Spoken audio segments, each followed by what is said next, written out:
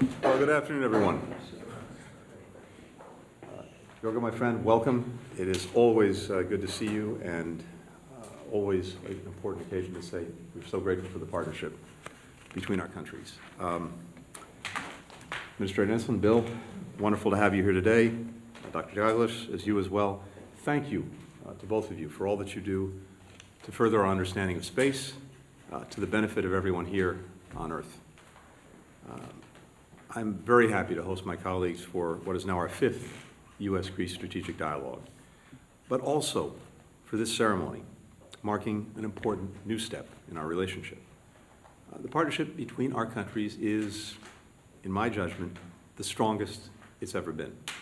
This was reinforced when I had a chance to visit Athens a year ago for our last strategic dialogue, and also reinforced by my recent visit just a few weeks ago to be with the Prime Minister in Crete. Our countries are working together to promote peace and stability, standing with Ukraine, defending freedom of navigation in the Red Sea, confronting terrorism, providing life-saving humanitarian assistance to people who need it, responding to natural disasters. We're bolstering transatlantic defense and security through our Mutual Defense Cooperation Agreement, our work to strengthen NATO, the sale of F-35 jets to Greece. And we're building more opportunities for our people and for people around the world, accelerating the clean energy transition, combating climate change together.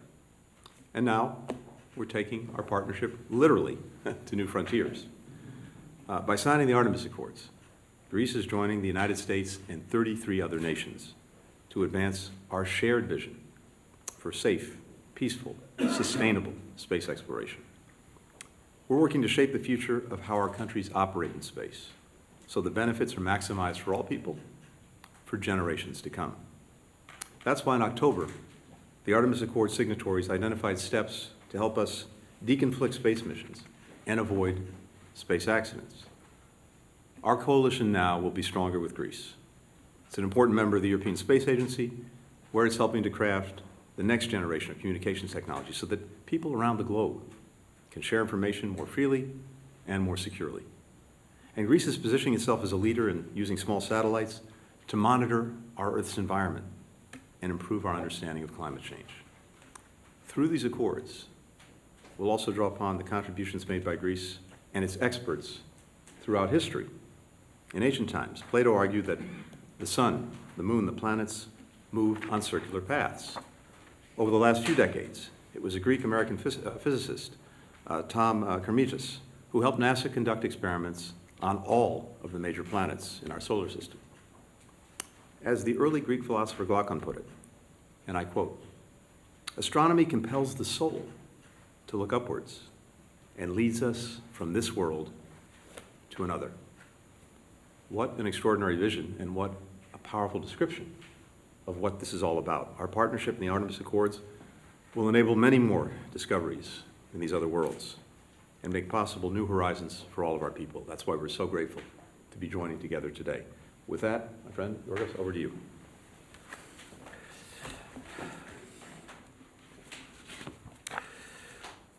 Thank you so much. Thank you, dear Secretary, dear Tony, for the warm welcome. Let me begin by expressing my deepest condolences to the families of the 5 members of the crew of the Marine helicopter who lost their lives tragically yesterday.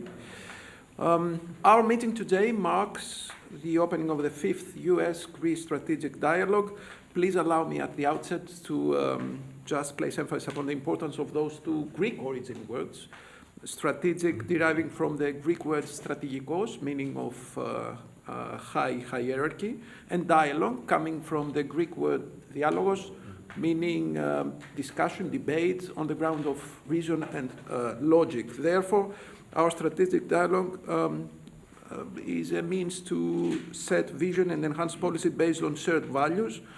And it is important that today we're signing the Artemis Accords in order to just be together, not only on Earth, but also in the space. Such meaningful cooperation is today more needed than ever in the light of present global challenges, such as the climate change, migration, and pandemics, which directly affect the lives of billions of people, but also in the context of serious conflicts, from Ukraine and South Caucasus to Gaza and the Red Sea and Sahel with imminent extraterritorial effects. What is urgently needed is global cooperation based on ethical commitments under the auspices of international law.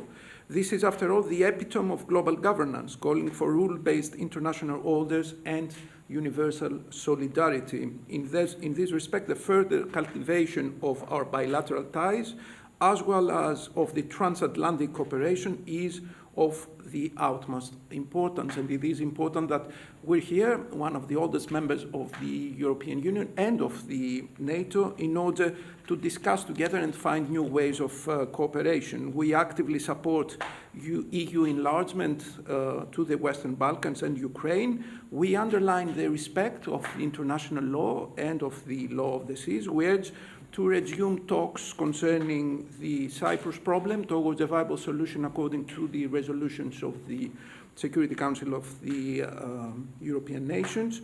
In relation to the Middle East, we are in a position, by virtue of our relations with all involved parties, to work constructively to prevent further humanitarian deterioration.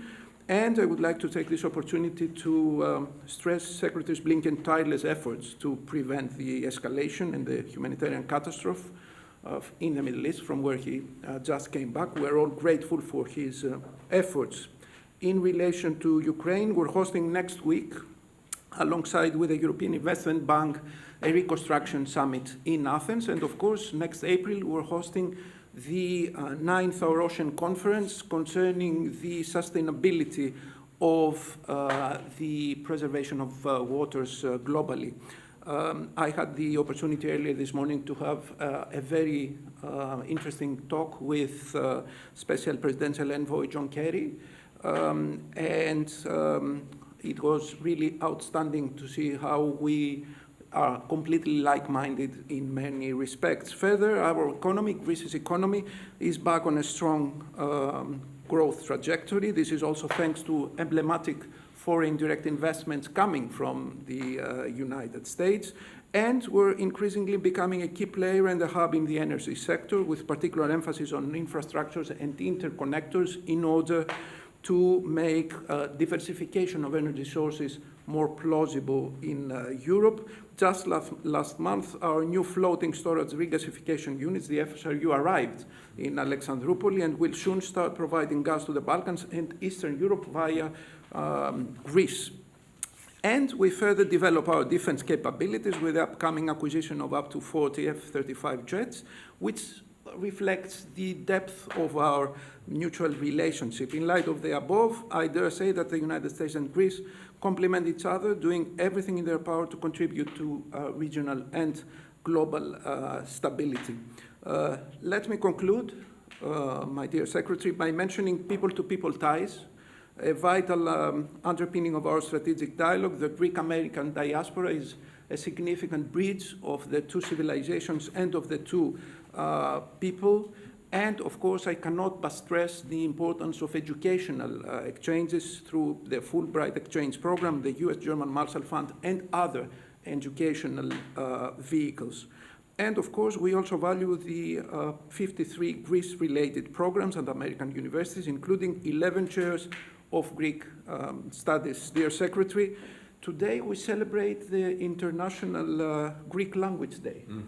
It's a great day for us, and on this occasion, please allow me to conclude with some ecumenical Greek words. So thank you for your philoxenia, and I look forward to further synergies among our governments and nations on grounds of common ethos, so as to develop philanthropic and democratic ecumene. Thank you so much.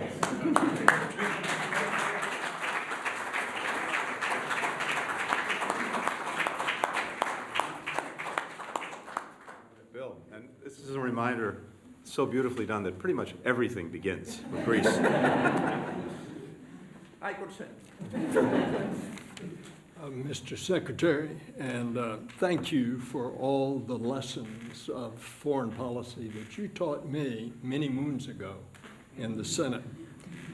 Mr. Minister, Mr. Director, Dr. Dalglish, We are in a golden era of space exploration, and who we engage in that space exploration is very important. A half a century ago in the Apollo program, NASA took a giant leap for humanity when we stepped foot on the moon. That was the Apollo program. And if you'll recall, in Greek mythology, Apollo had a twin sister, and she is Artemis. And their father was Zeus. He was the king of the gods, and Artemis was the goddess of the moon and also the goddess of the hunt. And now we're going back to the moon after a half century, and we're doing it not in the Apollo program, but in the Artemis program. And then we go to the hunt, and the hunt is further than the moon. It is to go to Mars with a crew circa 2040.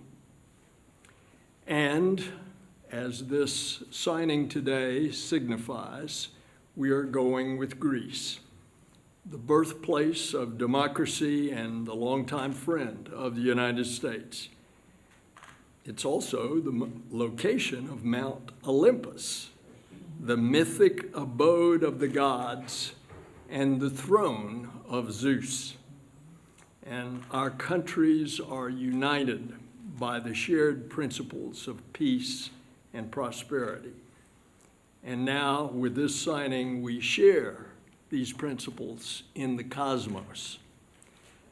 Today, Greece will join 34 other nations from across the globe.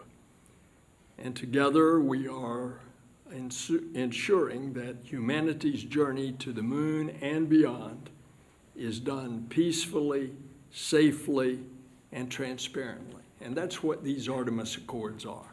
They're common sense declarations of we go in peace and to help each other as we explore the cosmos.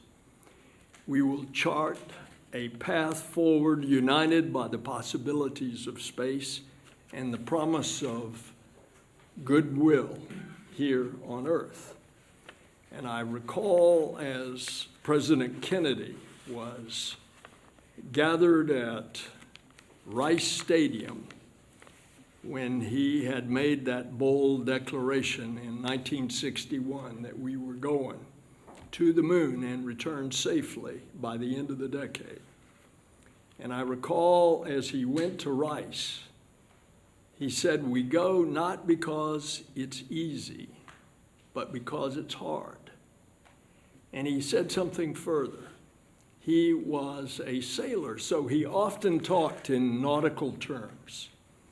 And he said, we go as star sailors, sailing on a cosmic sea to far-off cosmic shores. And that's where we go together. Mr. Director, Dr. Danglis. Thank you so much. Thank you.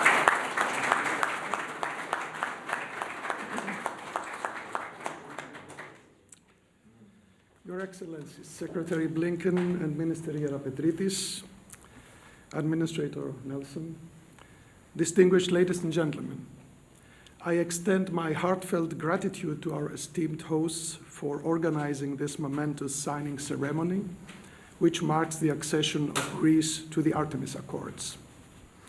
Here in the illustrious treaty room, we gather to celebrate a new chapter in international space cooperation.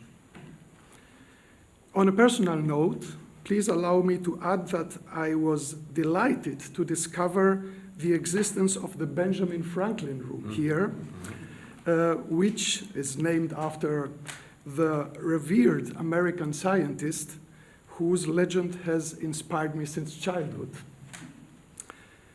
The Artemis Accords stand as a beacon of collaboration, offering a roadmap for the future where humanity unites in space exploration, fostering peace and progress. Named after Artemis, as you already mentioned, Administrator, the ancient Greek goddess symbolizing the moon, the Artemis program embodies our collective aspiration to expand the horizons of human exploration and knowledge. As we embark on this bold endeavor to return astronauts to the lunar surface and establish a sustainable human presence, Greece stands ready to contribute its experience in space science and engineering. Our vibrant community, with its deep knowledge in space physics, remote sensing, robotics, and space software, eagerly anticipates the opportunity to enrich the Artemis program. In joining the Artemis Accords, we affirm our commitment to advancing scientific discovery, driving technological innovation, and inspiring future generations of scientists and engineers. Greece is honored to be a part of this international endeavor, and we eagerly anticipate the journey ahead. Thank you.